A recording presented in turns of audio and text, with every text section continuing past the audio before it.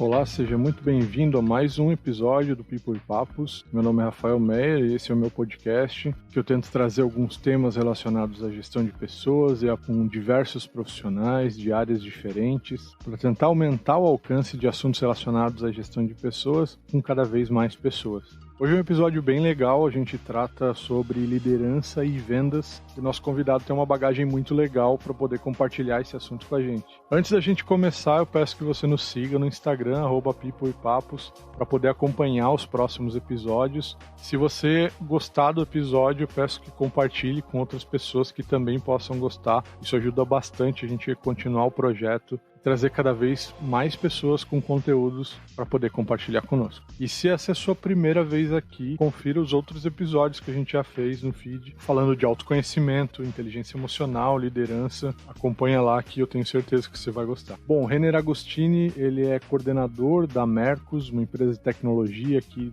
da região de Joinville. Bom, nosso convidado, ele atua à frente de time de vendas há um bom tempo, a maior parte da carreira em empresas de tecnologia. A Mercos aqui na região, ela é uma empresa que se destaca por ser uma empresa de tecnologia, ser uma startup aqui de Joinville. Conheço a Mercos principalmente por eles fomentarem um ecossistema de inovação onde proporciona para outras empresas a poderem participar e trocar experiências. Então eles já fizeram meetups de vendas, meetups de gestão de pessoas. Tudo isso ajuda muito as outras empresas a poderem compartilhar as práticas e eles também compartilhar as práticas que eles passam dentro da Merco. Já fazia um bom tempo que eu queria gravar com ele, mas devido à pandemia a gente não conseguiu gravar pessoalmente. Fez essa gravação remoto e ele trouxe muita coisa legal no nosso papo a respeito de vendas e liderança. Então, se você está nessa área ou até se você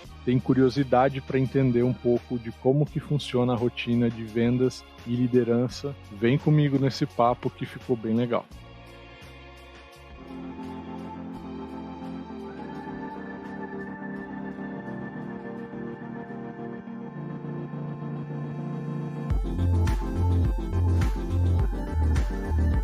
Oi, Renner, tudo bem? Obrigado aí por ter aceitado o convite aí, tua participação muito importante, o tema ainda mais nesse momento que a gente está vivendo. Gostaria que tu aproveitasse esse momento e pudesse aí se apresentar para quem ainda não te conhece. Fala, Rafa, cara, obrigado pelo convite. Para mim é meio difícil estar no lugar de entrevistado, então aqui já é uma primeira apresentação, né? Eu além de líder de vendas da Mercos, eu também sou host do Mercoscast, programa para YouTube, Spotify, enfim, podcast e tudo mais. De vez em quando sou metido a fazer palestra, de vez em quando sou metido a fazer treinamento também, mas tudo é voltado para a área de vendas e liderança na área de vendas. Esse é o meu negócio, já são 5, quase 6 anos já nessa pegada de liderança de vendas, e eu acho que esse sou eu, vai? Lá de Rio dos Cedros para Joinville e para o mundo. É isso aí. E bom, tu falou agora, entender um pouco desse contexto do Renner aí em liderança de vendas. Você hoje está na Mercos como empresa de tecnologia. Foi sempre assim, Renner? Cara, foi. Na parte de vendas especialmente foi, porque antes da Mercos eu fui diretor comercial de uma fábrica de software. Depois da fábrica de software eu fui diretor comercial de uma outra empresa que era de SaaS, uma solução de solução fiscal, de guarda de notas fiscais, a Conexão NFE. E aí de lá eu saí em 2016, final de 2016, e vim para a Mercos. E aí na Mercos eu tive a incumbência de ajudar a criar o processo para atender e vender para grandes empresas de todo o Brasil. Porque essa sempre foi minha especialidade, né? O relacionamento de vendas com grandes empresas, com sei lá, se for para citar algumas, Malve, Cozinhas Itatiaia, Denso de Curitiba, Kepler Weber do Rio Grande do Sul, enfim, tem algumas aí, e esse sempre foi o meu business, orientado para grandes empresas. Agora que eu comecei a aprender também a lidar com micro, pequenas e médias empresas. Legal, cara. E, bom, falando um pouco de vendas, eu vejo que a questão da venda focada em tecnologia, com startups, com empresas focadas nesse tipo de negócio, e era uma coisa que no Brasil a gente estava meio acostumado a vendas não ser direcionada à tecnologia nesse volume que a gente está vendo hoje, né? Exclusiva para tecnologia SaaS e a venda que você estava acostumado antes diretamente com... O que muda nesse contexto hoje, Renan?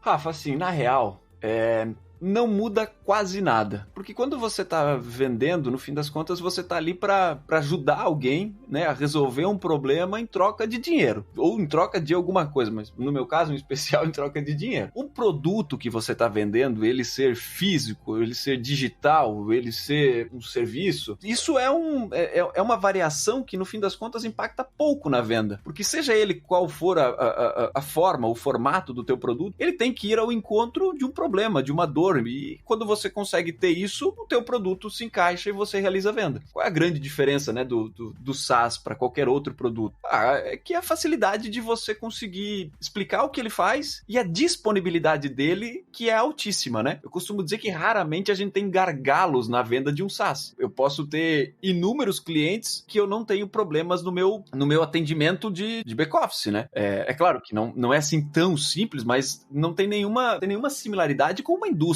por exemplo, que tem gargalos de máquina, né? No meu caso, eu não tenho esse tipo de gargalo. Então, isso é uma baita facilidade do meu business, mas ele também termina por aí. E também de nada adianta eu ter uma alta disponibilidade e não ter gargalo e não conseguir vender, né? Então, é por isso que isso vale a pena citar, mas no fim das contas, cara, quem tá na linha de frente de vendas, eu costumo dizer que o bom vendedor vende qualquer coisa, né? A partir do momento que o bom vendedor entende aonde o produto dele se encaixa, que tipo de problema ele resolve, e ele compra aquela ideia, ou seja, poxa, se eu tivesse na pele do meu potencial cliente, eu compraria o meu produto. Cara, a partir do momento que o vendedor consegue implantar esse drive, ele vira um baita vendedor, porque ele consegue defender o produto dele versus qualquer outra alternativa. Inclusive, vez em quando, tirando o time de campo quando ele entende que existe alternativa melhor. Bom, então no final das contas, venda é venda. Não importa venda é venda, acontece. Cara. Eu acho que já é legal a gente começar aí desmistificando, né? Porque quando eu comentei com algumas pessoas que ia gravar contigo sobre isso, alguns me falaram, mas pô, você tá vendendo em uma startup que te mostra pro mercado dessa forma, é totalmente diferente, é muito mais fácil, é outra pegada. Agora vai vender que nem eu vendo aqui, direto na porta do cliente com a pasta embaixo do braço. E aí eu falei, não, eu vou perguntar isso pro Renner porque ele já tá à frente e vamos ver como é que é. E parece que não é diferente, não tem diferença nenhuma, né? Cara, assim, mudam os volumes, né? Sei lá, no meu time aí, a galera processa, atende, 300 negociações no mês. E eu falo de um time pequeno, 10 pessoas, 12 pessoas. Então aí você já entende qual é a sutileza do negócio. Então, assim, claro, eu tenho essa facilidade de estar no conforto do meu home office ou no conforto do meu escritório vendendo pro Brasil inteiro. Diferente de quem bate porta, né? A cobrança em cima de quem bate porta é um pouquinho diferente da cobrança de quem vende de dentro de casa. Então, assim, os meus volumes precisam ser maiores do que quem bate a porta do cliente, né? Eu tenho que ter essa agilidade. Do contrário, vale mais a pena eu ir pra rua. Então, acho que cada um sabe exatamente qual é a dor, o amor de ser quem é, né? E no meu caso, puxa, eu já consegui entender que eu tenho sim facilidades, mas obviamente que isso se reverte numa meta bem arrojada. Então, vamos lá, né? Cada um com a sua. Acaba compensando, né? A facilidade de um lado acaba aumentando a meta de outro, né? Exato, cara. É isso. Você falou de agilidade, a gente falou um pouco da questão de empresa estilo startup, né? Porque eu já conheço um pouco a Mercos e eu sei que a posição de vocês não é igual a outras startups, então até pelo público que vocês atendem, isso já falando um pouco do que eu já vi, né? Até tu me corrige se eu estiver errado, tá? Não, tá certo. A questão de startup, ela tem uma limitação com empresas que têm uma cultura muito diferente, né? Então, uma empresa com uma cultura mais conservadora, ela também vai ser conservadora em relação à contratação de serviço por uma startup. Isso pode ser um problema, né? Pode. Se você não conseguir vender os benefícios que você tem por trás, independente se você é uma nova empresa, uma startup, se você é uma scale-up, né? Então, assim, se você não conseguir mostrar os benefícios do teu produto, independente do tamanho do teu negócio, do tempo que você tem, cara, assim, uma coisa que para mim já fica bem, bem claro, né? tempo de empresa, tempo de produto, isso já caiu por terra, assim como um grande diferencial. Visto que, poxa, tem excelentes produtos que foram inventados esse ano, sabe? Então, e a gente a questão de tradição, se ela não for bem explorada, ela tem cheiro de mofo. Isso também não é necessariamente positivo. O que também não é necessariamente negativo, mas tem que ser bem explorado. Então, por exemplo, quando eu cheguei na Mercos, a gente tinha números absurdos em relação ao tamanho de volume de dinheiro processado, tamanho de usuários, quantidade de usuários, quantidade de clientes, os eventos que a empresa fazia, e isso, de certa forma, não era bem explorado no processo de venda. Então, quando eu cheguei lá, eu falei, meu caramba, cara, a gente tem uma mina de ouro aqui para conseguir explorar e mostrar nossa autoridade perante ao mercado. E era onde a gente estava patinando. A gente estava ainda se apresentando como uma startup, que era um sistema fácil pro representante e tudo mais, e aí acontecia isso que você falou. A gente não era visto com bons olhos pelo nosso potencial cliente. Ele olhava pra gente como um sisteminha, sabe? O sisteminha do representante. E aí, quando eu cheguei, eu dei um banho de loja no negócio, a gente começou a explorar nossos números, o tamanho, o impacto causado na economia e tudo mais, e putz, aí a gente saiu de uma celeuma de sisteminha para virar a solução de potencialização de vendas, assim. Foi um processo bem legal, uma construção bem legal, e mais legal de tudo isso é conseguir injetar confiança, né, para todo o time de vendas, para que eles batam no peito e digam, não, a gente é foda mesmo, a gente tá fazendo um negócio foda aqui, e a gente tem que conseguir mostrar isso pro cliente da melhor forma possível. Agora que tu tocou na parte do time, eu penso que esse talvez seja um dos maiores desafios, né? Como que você vê hoje o time de vendas em relação a essa entrega de alto nível, né, que é esperada de uma empresa de tecnologia, com agilidade, estilo startup, uma cultura mais jovem? Isso reflete totalmente não só nos resultados, mas só que também na própria pressão por esses resultados, né? Você tem uma cobrança muito maior, a agilidade das coisas, elas mudam muito rápido, então você precisa ter um trabalho diferenciado para poder manter o time engajado ou engajar em novas ideias, né? E como que funciona esse processo nessa tua realidade hoje? Bom, em relação à construção do time, eu acho que independe do negócio, do tamanho do negócio, da senioridade do negócio, do tempo que esse negócio tem, da faixa etária das pessoas. Eu acho que isso realmente independe. Eu gostaria de quebrar esse paradigma, assim, porque tem muito disso, aqui é fácil, vocês trabalham com jovens e jovem é altamente motivado, não sei. Cara, não, sabe? Tipo, não tem muito disso, não. Tem gente que é automotivada naturalmente e tem gente que não se motiva naturalmente. E isso independe da idade. Uma coisa que eu gosto de citar muito, e isso até faz parte de todos os meus treinamentos, e a galera que trabalha comigo me escuta falar muito sobre isso. Eu costumo falar que a gente tem uma liberdade altíssima. Eu não sou uma pessoa que cobra resultado, eu não cobro venda, né? Porque eu costumo dizer que os boletos são cobram muito melhor do que eu cobro. Então, né, todo vendedor tem boleto para pagar. Essa é a motivação, cara. Eu não sou o cara que vai chegar pro vendedor e dizer, e aí, vai vender? E aí, tá vendendo? E aí, vai conseguir vender? Vai bater a meta esse mês? Cara, eu não sou esse cara e eu não acredito nesse tipo de postura. Eu costumo dizer que a meta, né, a realização da venda, ela é resultado. A gente não detém controle, não detém poder total sobre a realização da venda. Aonde eu detenho poder? Aonde eu detenho controle? Cara, nas minhas ações. Ou seja, é fazer uma reunião de apresentação excelente, é conseguir sanar todas as dúvidas do cliente, é conseguir fazer as ligações num volume que seja aceitável para conseguir conectar com o meu cliente, é conseguir ser respeitoso, é conseguir entregar a melhor versão o tempo todo, é conseguir se surpreender sempre que possível, enfim. Isso eu controlo. A venda eu não controlo. A venda ela é efeito. A venda é resultado de um bom processo. E quando eu consigo embutir isso na cabeça das pessoas, eles entendem que o meu esmero, a minha cobrança é pela execução das atividades que vão resultar na venda. E aí a venda é consequência. Renner, a gente fez tudo isso e não aconteceu a venda. Cara, vamos dar 2 passinhos para trás, vamos entender o que dá para fazer diferente. Essa é uma análise que eu faço corriqueiramente. Quando algum negócio não acontece ou alguma meta não acontece, é dizer, cara, se eu tivesse no lugar daquela pessoa, se eu tivesse no lugar de fulano de tal, eu teria feito diferente? Se sim, é minha incumbência como responsável pelo time chamar aquela pessoa e dizer, velho, na próxima vez, tenta fazer desse jeito. Se não, cara, não dá. A gente não detém poder sobre tudo, né? Então, vamos se preocupar com aquilo que a gente detém poder. E aí, a gente já começa a falar de liberdade, porque assim, cara, eu te dou liberdade para você colocar a tua versão, as tuas palavras, o teu jeito de conduzir. Eu te dou essa liberdade, desde que a gente consiga alcançar resultados e a gente consiga entender se tá indo para um caminho caminho certo ou errado. E depois de dar essa liberdade, cara, uma coisa que eu cobro muito é lealdade. E aí até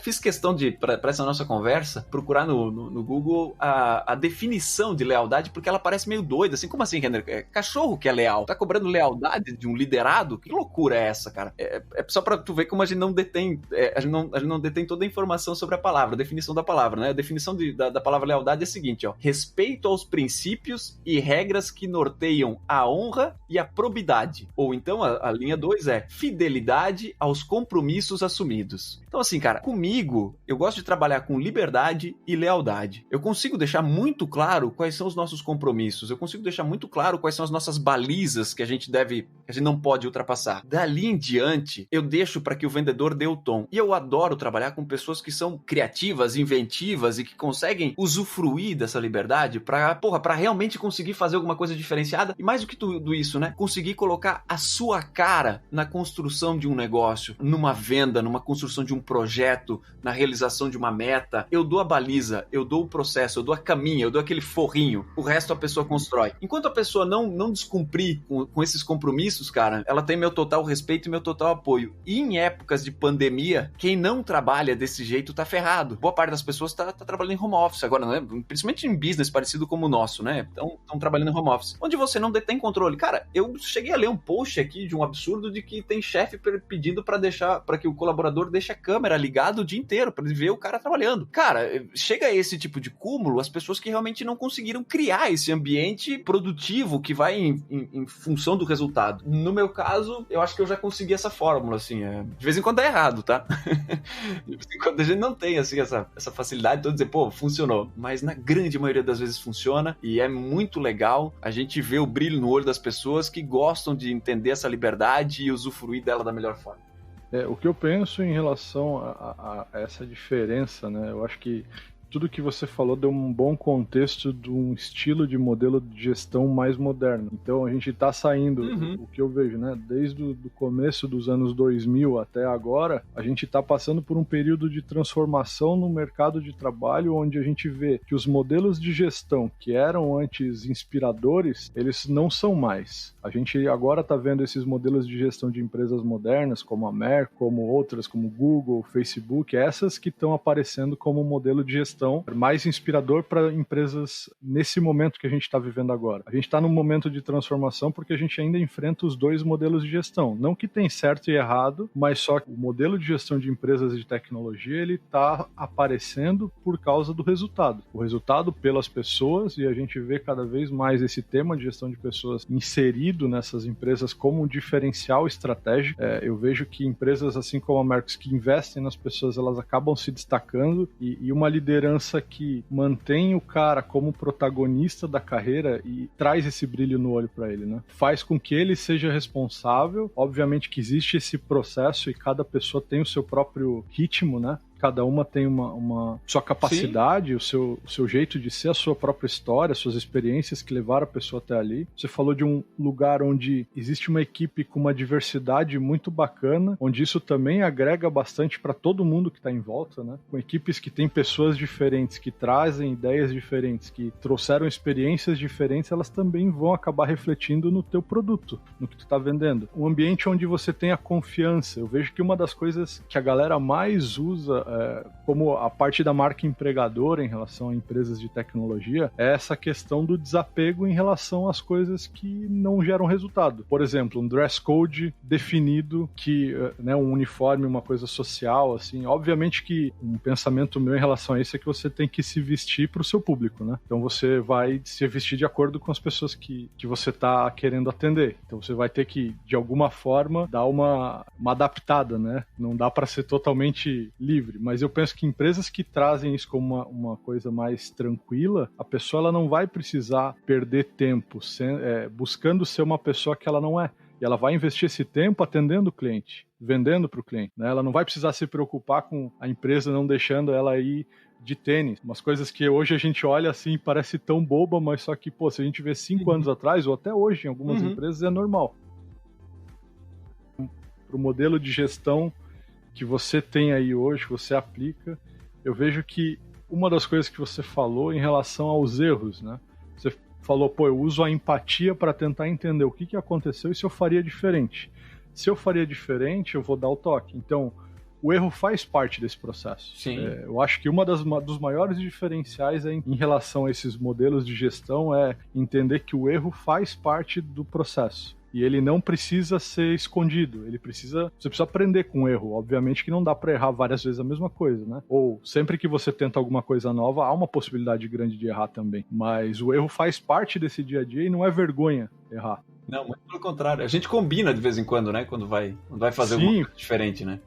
É sob controle também, né? Obviamente que os erros têm esse controle, como você falou, pô, não foi bem nesse agora, mas no próximo vai ser, porque a gente alinhou isso já. E quando você tem a confiança do time para poder trabalhar dessa forma, eu penso que o resultado vem de uma forma, mas ele vem de uma forma mais natural. Sim. Que você tenta evidenciar o que é melhor das pessoas, trazendo elas para jogar junto. E aí você consegue ver o brilho no olho delas, porque elas estão sendo valorizadas, estão em um ambiente que elas podem ser elas mesmas, tem confiança de que vai ter suporte caso erre, caso faça alguma coisa que não está de acordo e não vai ser martirizado por isso, pelo contrário, é um processo de aprendizado. E é um baita exemplo, cara, para outras empresas ou até pessoas que estão ouvindo a gente aí conversando, para questionar, né? Por que a minha empresa não é assim, ou meu líder não é assim? Por quê? Porque o que pode ser feito de diferente? Eu vejo que quando você falou em relação ao chefe que fala para pessoa ficar ali na câmera o dia todo, né? É bizarro, porque quando eu ouvi essa história, eu pensei, mas a pessoa pode, se ela quiser, ela vai ficar no Netflix, no computador, ela vai ficar em rede social. Eu acho que esse momento foi, de fato, de um grande desapego de pessoas que estão acostumadas com microgerenciamento, que é aquele gerenciamento de coisas que não dão resultado, não agregam, mais só para comando e controle, que é a grande modelo de gestão que a gente precisa quebrar. Cara, e tem muito disso. Tem muito disso. Eu mesmo, esse ano, recebi um time que veio de uma gestão assim, de comando e controle, assim, tipo, e deu pra ver o quanto isso fazia mal às pessoas, sabe? Relatos de burnout, relatos de crise de ansiedade, relatos, sabe?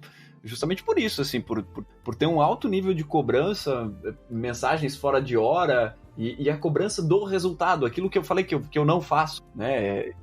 Não faço cobrança de resultado, eu vou cobrar que a coisa aconteça do jeito que eu acredito que tem que acontecer para que o resultado venha. Mas esse time não trabalhava assim. E, cara, é muito louco você entender que quando você recebe o time, e uma semana depois, o clima era outro, né? E aí, a pergunta mais recorrente nos corredores que eu recebia é, Renner, o que tu fez de diferente? E a minha resposta, tu já pode imaginar qual foi, né? Nada. Tipo, absolutamente nada. Né? Se tem uma coisa que eu não fiz, foi fazer alguma coisa diferente. Foi só dar espaço para as pessoas e determinar exatamente qual eram os limites que eram aceitáveis. Tipo, cara, tu vai até aqui, se tu conseguir, se tu sabe o que tem que fazer, pode fazer, se tu não sabe o que tem que fazer, me chama, fizemos junto, aí dá teus pulos, pode errar na primeira vez, a gente aprende juntos e depois a gente faz de novo. Então, cara, acabou, sabe? Tipo, acabou. Não tem nada. Tipo, e é muito louco que a maioria dos líderes que tem esse tipo de postura, na grande maioria das vezes que eu vi, é uma postura de autodefesa, sabe? É uma postura de defesa, nem autodefesa, de defesa mesmo, sei lá, de usar como escudo essa microgestão para não trabalhar as pessoas, para não trabalhar o processo, sei lá, e confiar que as pessoas iam ter que aprender a fazer isso sozinhas. E no fim das contas, o problema é mais com ele do que com os outros, né? Todo com ele, né, cara? Porque, vamos lá, eu como líder de vendas, eu sou o responsável pela cara que a organização tem no mercado. O meu time é a linha de frente de como essa empresa se apresenta. Então, cara, se eu delargar esse tipo de coisa, cara, talvez as pessoas vão estar se apresentando de um jeito que eu não queira, de um jeito que a organização não quer, do jeito que a minha gestão não gostaria. E, cara, eu sou o responsável, eu tenho essa incumbência. E aí, quando me perguntam, o cara que é líder de vendas tem que ser o melhor vendedor, e aí eu costumo dizer que talvez ele não precisa ser o melhor vendedor operacionalmente falando, mas tem que ser a melhor pessoa que vende a ideia do negócio. Sabe, é a pessoa que tem que sentar com qualquer outra pessoa e conseguir vender aquela ideia como ninguém. Talvez ele não vai ser o melhor negociador, talvez ele não vai ser o cara que tem mais articulado, talvez não, isso ok. Mas, cara, o líder de vendas, o cara que coloca, que bate o bumbo para dar velocidade no negócio, cara, esse cara tem que ser é o cara de como apresenta, de como coloca o negócio no mercado. E aí esses líderes que fazem microgestão, na grande maioria das vezes, não estão muito preocupados com isso, estão preocupados só com o resultado, principalmente falando em vendas, né? Preocupados só com o resultado. E, cara, e aí de vez em quando o resultado vem, de vez em quando o resultado não vem, e aí, cara, como é que explica? Aí o problema é crise, o problema é concorrência, o problema é preço, e aí no fim das contas tu não sabe exatamente qual é. Sim, e aí a meta não é batida, as pessoas continuam infelizes, elas acabam tendo um turnover muito grande também, porque como você falou, a gente está tendo cada vez mais pessoas que estão sendo afastadas das empresas por doenças psicossomáticas, né? Que são transtornos relacionados à depressão, ansiedade, e muito dessa carga a gente vê no ambiente de trabalho, né? Lideranças que são despreparadas, às vezes, para dar suporte para essas pessoas. A gente hoje passa, um terço do nosso dia, né, cara, no local de trabalho. Mais do que a gente passa com a nossa família, né? Porque a gente passa o outro terço dormindo e às vezes o outro terço no almoço ou no deslocamento. Então a gente acaba passando muito mais tempo com as pessoas do nosso trabalho do que com a família. E se a gente tem uma grande parte do nosso dia com esse peso tão grande, é difícil as pessoas também aguentarem isso de uma forma que o líder também tem esse papel de fazer com que a pessoa tenha essa melhor experiência possível, de fazer as coisas acontecerem, né? Ser o costa larga do negócio, né? Dizer, cara, faz e eu tô do lado de cá segurando as pontas e se não der certo, na próxima a gente vai junto e vamos só, né, não vamos errar de novo, enfim. Conseguir dar essa leveza no processo, né, cara? Porque, vamos lá, né? Como eu disse, todo mundo tem boleto para pagar e não é um gestor comercial que vai fazer com que as coisas fiquem... sei lá, que os boletos se paguem sozinhos. Todo mundo sabe o que precisa fazer, todo mundo sabe o que precisa vender, né? Ainda mais quando se fala em comissionamento, atingimento de meta e tudo mais. Todo mundo sabe disso. Não é de nenhum idiota chegar do lado e dizer, vamos vender. Pô, isso é óbvio que vai vender. Só que é que tá, né? A galera é alçada para uma liderança comercial. Eu já fui essa pessoa, né? É alçado para uma liderança comercial e aí acaba replicando aquilo que vê na grande maioria dos locais, né? Que é de uma liderança de vendas que cobra o resultado. E aí é uma merda, né? Aí é todas aquelas histórias que a gente ouve de times de vendas que sofrem, que choram e não sei o que, aí acaba se tornando realidade. E o pior de tudo é que acaba se tornando a maior parte da realidade, né, Renan? Pois é. E no fim das contas as pessoas estão fazendo o mais difícil, né? O mais fácil é ser, pelo menos para mim, é ser desse jeito. Mas eu acho que uma das coisas que traz bastante esse teu jeito de liderar as pessoas, vocês investem muito também em treinamento, né? Eu vejo que bastante empresa dificilmente consegue ter um treinamento estruturado e espera que o cara já saia vendendo sem conhecer o produto, sem conhecer o que tem que fazer direito, tem às vezes lá o book para seguir e é isso, né? Então eu acho que o suporte no treinamento ele é essencial para trazer essa confiança para o pessoal poder fazer bem feito, né? Mas é uma coisa que a gente investe muito e eu especialmente dedico bastante tempo, agora infelizmente nas últimas semanas não consegui fazer, é fazer coach. É conseguir acompanhar o processo de vendas da melhor forma possível, assim, assistir como é que foram as reuniões, porque a gente grava as nossas apresentações, né? Então eu tenho esse privilégio, né, de assistir depois como é que foram as apresentações, ver como a gente está se apresentando, ouvir ligação, ver como é que a gente está se comportando nas ligações, entender quais são as objeções dos clientes. Então, assim, e a gente tem uma avaliação estruturada, a gente criou uma avaliação estruturada para esses processos, então tem como a gente dar um feedback estruturado, as pessoas sabem exatamente aquilo que elas podem melhorar e aquilo que elas têm que manter porque está bem. Então, isso sem dúvida nenhuma é um diferencial. Eu não vejo muita gente fazendo isso. E em relação aos treinamentos, eu acho que a gente poderia fazer mais. E aí hoje a gente vem sanando com esse tipo de coach, né? Com esse tipo de acompanhamento. Eu vejo que é um treinamento individual, é ainda melhor, né? Se a gente for pensar em relação ao treinamento. Talvez o volume não... Acho que falta braço, né, Renner, para poder fazer tudo que se precisa ser feito, mas eu vejo que, cara, a realidade de empresa é não fazer nada. Sim. E esperar que o cara venda. Ou passa algum vídeo lá e fala, cara, é esse vídeo aqui e vende isso aí. E tem muito aquela coisa eu vejo duas coisas, né, cara? A gente tá aqui falando de liderança em vendas. Primeiro a gente tem que vendas, o cara nasce vendedor, eu acho que é uma mentira, né? Dá pra gente treinar e aperfeiçoar e melhorar, e o líder também nasce pronto. É duas coisas que aqui nesse tema já se complementam. E aí, o líder de vendas nasce pronto?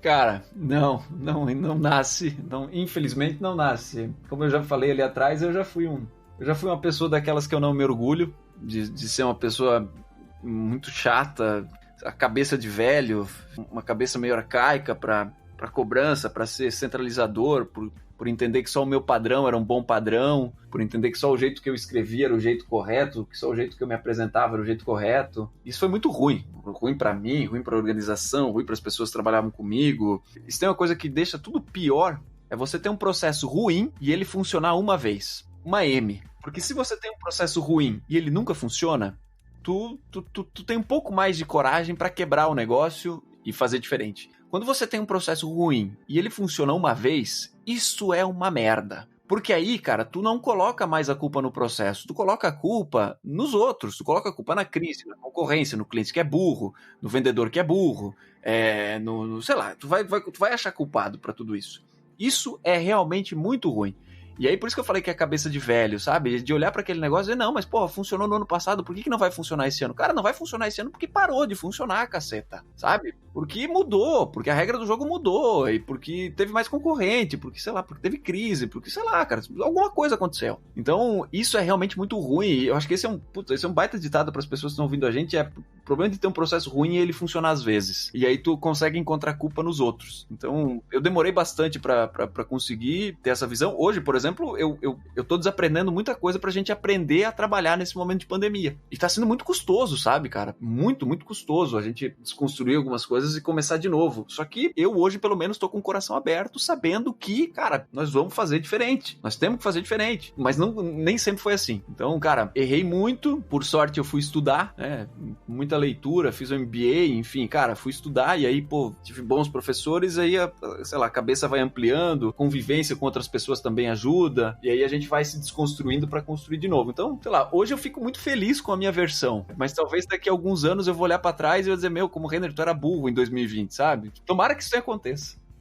E agora tu tocou num ponto legal, cara, desse autoconhecimento, de tentar, de ver como eu consegui avançar e agora se tornar uma pessoa diferente, melhor. Teve algum ponto que você teve essa virada de chave ou foi esse processo que você falou de estudar? Você viu essa necessidade de mudar ou isso foi acontecendo naturalmente? Como é que foi isso pra ti? Eu tive alguns marcos na carreira, alguns que provavelmente se eu contasse a gente ia levar um outro episódio pra...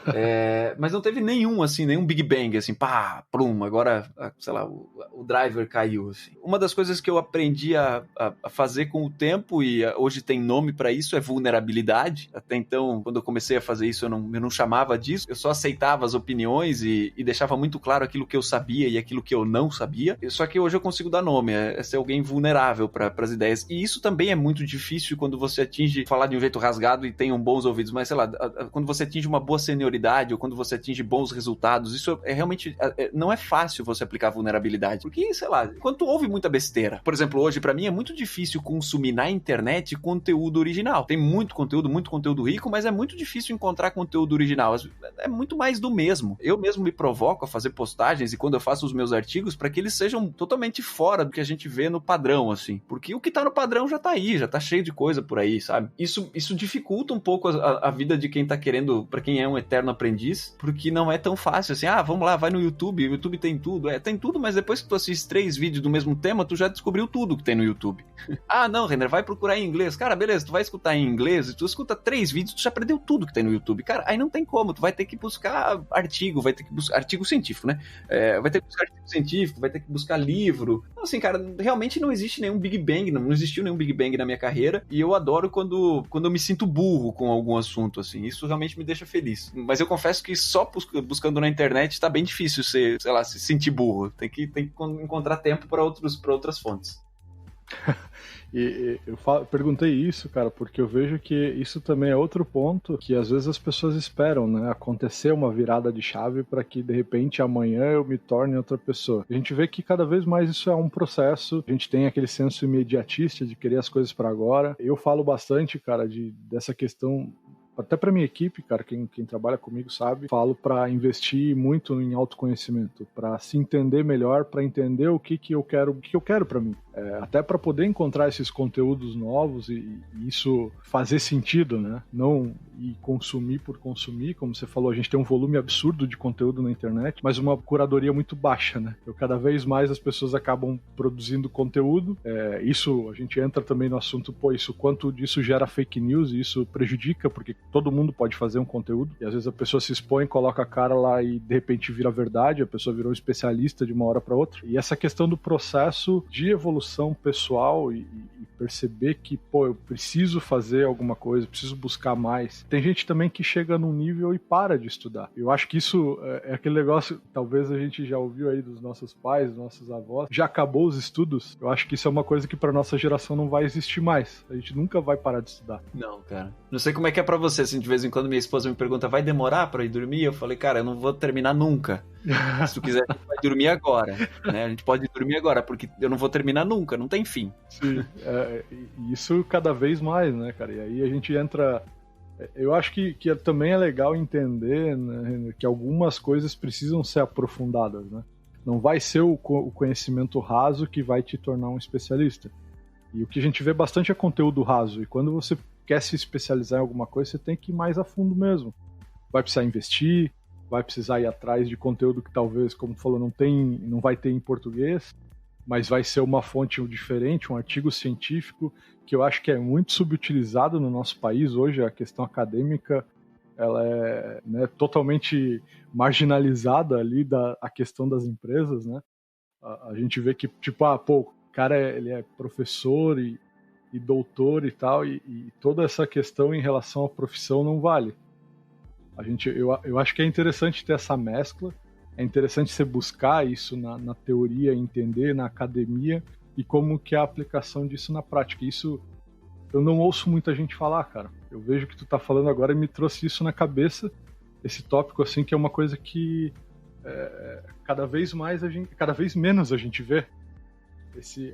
De estimular a buscar conteúdo acadêmico para assuntos relacionados a conteúdos de empresa mesmo, né? Conteúdos empresariais, organizacionais. Eu, por exemplo, assim, eu sou um doente por antropologia. Eu acho que boa parte do que a gente vive nas vendas é antropológico. Vamos falar de rapport. Cara, é antropologia pura, né? Evolução do ser humano, enfim, gestão de pessoas. Cara, antropologia pura, formação de grupo, sabe? Então, assim, qual que é a origem de tudo isso? Quando você for consumir um livro de liderança, ele tá umas camadas acima da antropologia. Então, se tu for lá na origem, tu vai descobrir os porquês das coisas. Então, assim, é interessante, obviamente, você conhecer conceitos e depois se aprofundar pra daí você dominar os porquês do negócio. Eu tô falando isso parece que eu tô no alto do panteão falando, assim, pelo amor de Deus, cara, tipo, eu tô arranhando estudos nesse sentido e boa parte deles nem são muito frutíferos, assim, porque tem muito, sei lá, nem é bullshitagem, não, são assuntos densos, de vez em quando são pouco aplicáveis. São pouco aplicáveis, né? E vamos lá, né? Uma dica, né, que eu posso entregar aqui seja o mais diverso possível, o mais generalista possível, né? Tá ouvindo podcast agora sobre negócio? Cara, depois vai ouvir um podcast sobre ciência, sobre história, vai ouvir um podcast, pega podcast regional, vai ouvir um podcast do Nordeste, vai ouvir um podcast do Rio de Janeiro, vai ouvir a opinião das pessoas de outros lugares. Isso faz tão bem pra nossa criatividade, pra nossa noção de mundo, que as pessoas não têm noção do poder que tem ouvir e conhecer culturas através de podcast, ou livros, ou jornais, enfim. Mas conhecer e tá no nosso alcance, é fácil de fazer isso. Mas vai consumir isso aberto, né? Tem que ter a cabeça aberta. Se for pra ficar igual, nem vai. Pois é, cara. Não, tem um mesmo, assim, ó. Vou fazer um parênteses bem rápido, depois, se quiser, tu corta. Mas tem o Lado B do Rio, que é o podcast, que são os caras... É tipo o Pretinho Básico do Rio de Janeiro, só que o formato deles é só podcast. É muito bom, cara, mas os caras só falam da cultura e do métier do Rio de Janeiro, assim, cara. Mas aí tu conhece um pouquinho mais do que é o estereótipo do brasileiro. Porque o Rio de Janeiro é o estereótipo do brasileiro, sim, né? Da malemolência do brasileiro. É o que é vendido pra fora, né, Renan? Isso, o que é vendido pra fora, exatamente, cara. Que, né, tu vê nos filmes, é o carioca. Não, sem nenhum demérito, né? Eu tô falando que é o que é. Enfim, mas isso é muito bom, isso é muito rico, isso faz com que a gente crie conexões e, sei lá, pondere um pouco mais as coisas. Bom, Renner, e agora a gente está vivendo aí esse novo contexto aí de pandemia. A gente não sabe o que vai acontecer para frente. Nos últimos 2 meses aqui eu também estive em home office, nunca aconteceu isso comigo antes. A empresa que eu trabalho também não tinha essa cultura do home office, ela foi meio que imposta pelo vírus. Empresa que você está mais ligado à tecnologia, como você falou no começo, você pode vender para qualquer lugar, da onde quer que você esteja, né? Você não tem a limitação de estoque, de questão física e etc. O que mudou nesse novo contexto para vocês? O que você está fazendo, equipe, com as vendas? O que mudou? Vamos lá. Primeiro que vamos seguir a linha do que eu falei ali sobre vulnerabilidade, cara. Do lado de cá a gente também tá aprendendo como faz, tá? Isso tá sendo um baita desafio pra mim. Eu vou confessar que tem dias que eu me sinto um lixo por não ter contribuído do jeito que eu achei que eu poderia contribuir. Tem dias que eu me sinto improdutivo. Em compensação, tem dias que eu, sei lá, em uma manhã eu sinto que eu salvei o mundo. Então, assim, essa mescla de sentimentos tá fazendo parte também do meu dia e eu tô fazendo isso consciente. Então, não é nem uma coisa escondida, assim, é consciente. Eu tô abrindo tanto pra minha gestão quanto pro meu time, o quanto isso tá sendo difícil pra mim, cara. Então, eu nem vou sambar muito sobre esse tema, cara, porque eu acho que estamos todos no mesmo barco nesse momento. O que eu tô praticando nesse momento é cabeça de principiante, assim. O mais difícil de tudo isso, Rafa, é que não tem literatura que apoie, sabe? Não tem técnica, não tem vídeo no YouTube que apoie isso. Assim, cansei de ler papers, sabe? Como é que tá a China hoje? Como é que tá os Estados Unidos hoje? Qual que é a projeção pro futuro do não sei o que. Cara, eu cansei de ler esses papers. Eu acho que eu já li todos, em todas as línguas possíveis e imagináveis eu já encontrei papers para ler sobre previsão de futuro. Mas a minha maior dificuldade nesse momento é de fato conseguir, porque assim, uma coisa é você conviver com as pessoas e sem querer você ouvir o que tá passando no dia a dia delas, e aí tu se aproxima, você ajuda e avança. Outra coisa é a gente conviver das nossas dailies, né? A gente faz reunião toda manhã, das 8h30 às 9h e tal, mas tipo, depois o resto do dia é só por Slack, é só por texto, ou chama numa conferência pra trocar uma ideia, mas tipo, é pontual, é reativo. Renan, então provoca. Não, beleza, vou lá e provoco uma reunião, mas mesmo assim não é a mesma coisa de você conviver com a pessoa e estar ouvindo o que tá se passando com ela, olhando no rosto dela pra saber se ela tá bem, se ela não tá bem, se ela tá batida, se ela não tá batida. Faz uma videoconferência. Cara, não é a mesma coisa. Realmente, pra mim, tá sendo muito difícil conseguir dar o mesmo tom que eu dava antes, de me sentir no poder, mas no comando do negócio, sabendo exatamente quais são as alavancas que eu tenho que puxar pra coisa funcionar, ou quais são as alavancas que eu tenho que retroceder para que as coisas funcionem. Então, assim, realmente está sendo muito difícil conseguir entregar uma gestão de vendas de alta performance nesse momento. Eu estou sendo muito mais reativo, né? A gente está apagando incêndio, sei lá, ajudando em momentos oportunos, mas não é como era antes. Acho que essa é a máxima. Então, se tem mais gente ouvindo que tá na mesma pegada, assim, vamos junto nessa, porque eu também não tenho resposta para tudo. E nesse momento, cara, essa é a real, assim. Eu tô sendo reativo, tô sofrendo de vez em quando, me sentindo um lixo, de vez em quando me sinto muito bem, mas eu confesso que eu acho que eu tenho mais dias que me sinto mal do que me sinto bem.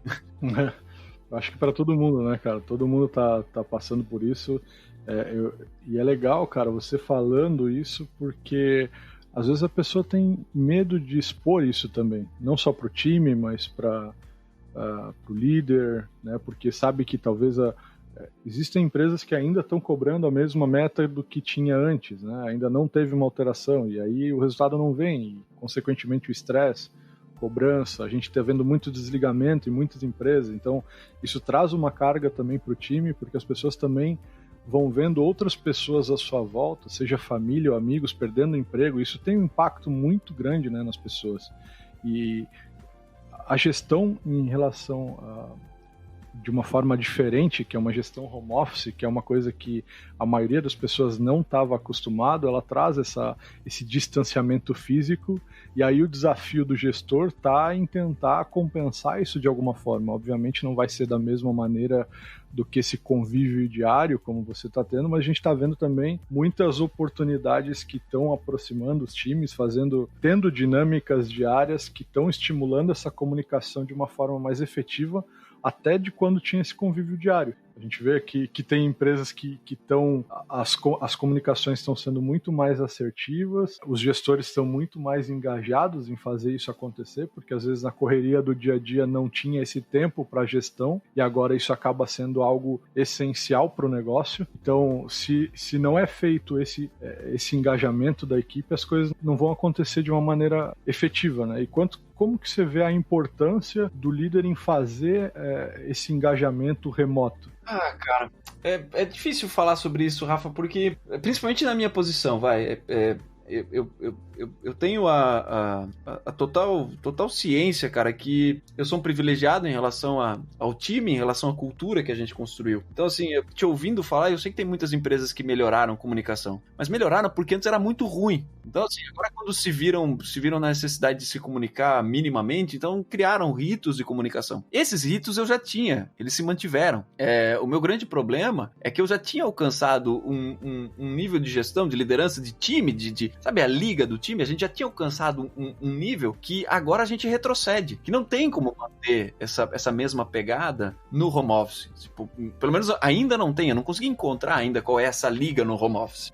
Agora a gente está trabalhando com Discord aberto, eu até não estou nem conseguindo fazer parte ainda da galera, porque eu não estou conseguindo parar para fazer isso, mas que é um canal de comunicação aberto onde todo mundo pode ficar falando o tempo todo e as pessoas vão se ouvindo, pode mutar quando quiser, mas estão falando e estão se comunicando o tempo todo se quiserem. Mas ainda assim, é muito artificial perto do que nós tínhamos. Então, sim, eu entendo que tem organizações que melhoraram, mas é porque antes, tô falando, né, tô falando sem conhecer, mas muito provavelmente porque antes era muito ruim. No meu caso, não, a gente tinha um ambiente absurdamente positivo, fértil para criação de negócios, para desenvolvimento de negócios, era muito fértil. E agora no home office, cara, na minha concepção, nós regredimos. E agora o desafio é que a gente consiga encontrar uma forma de alcançar patamares similares nesse momento, coisa que eu ainda não consegui encontrar.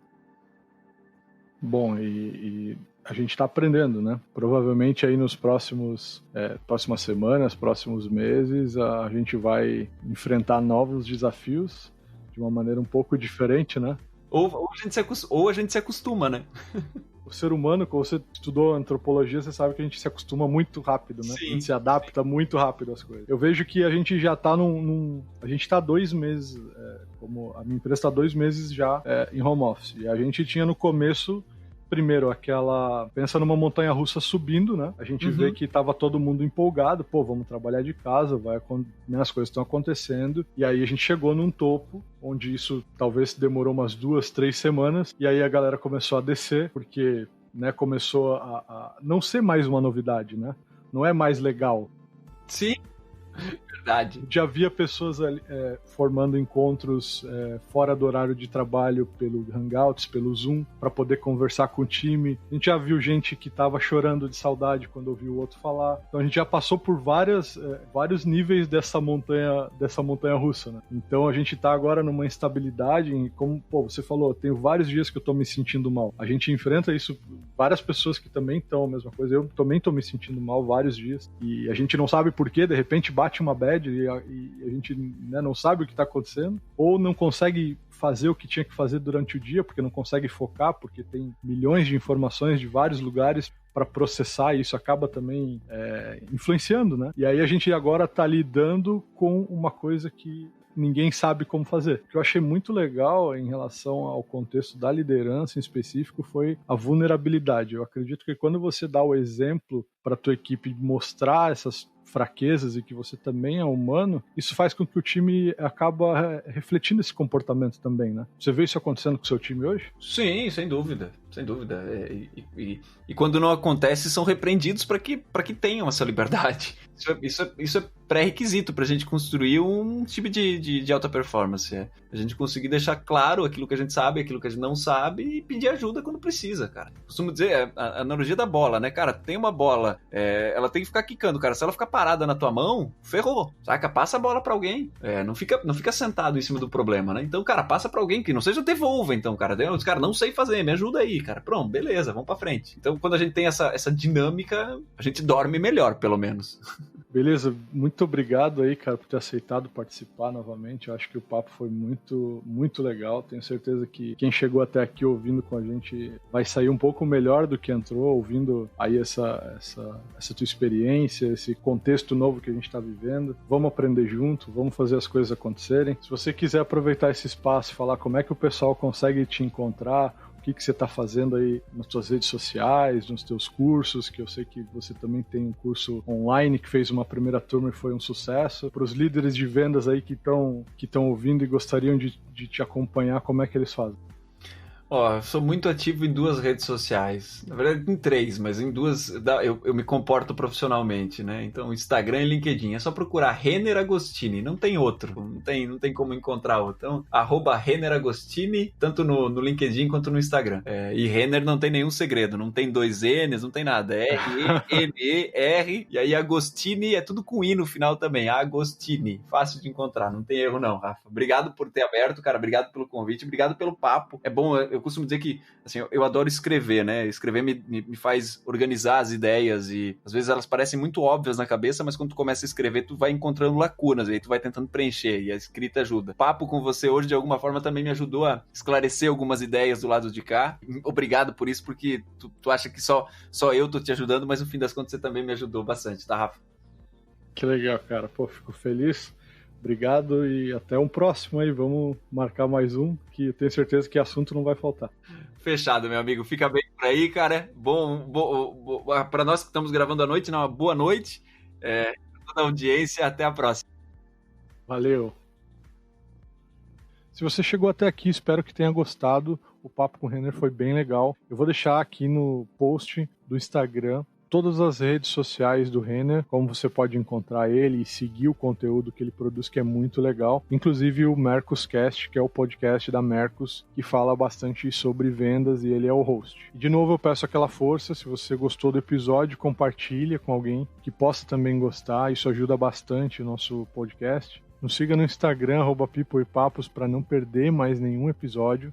E é isso, até o próximo, se cuide e fique bem.